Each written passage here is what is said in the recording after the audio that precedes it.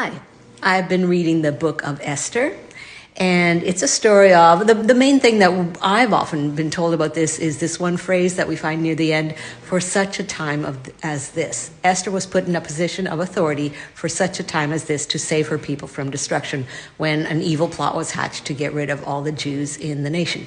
And that is true. That is part of the story for sure. But there are so many other elements that we really need to pay attention to in this story. So just in the first few chapters.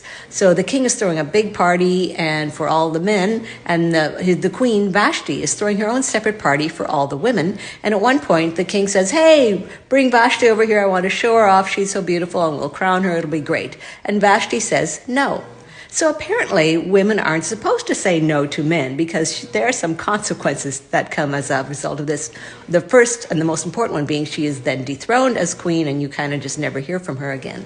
And then the men decide this is so disrespectful. They all get together and they decide, we will make a decree that all the women have to respect their husbands and they can't say no to them. So they all get together and decide that on behalf of women, what women should be doing.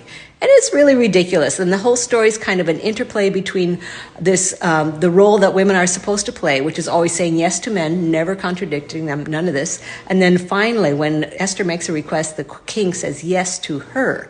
So it's really a role reversal.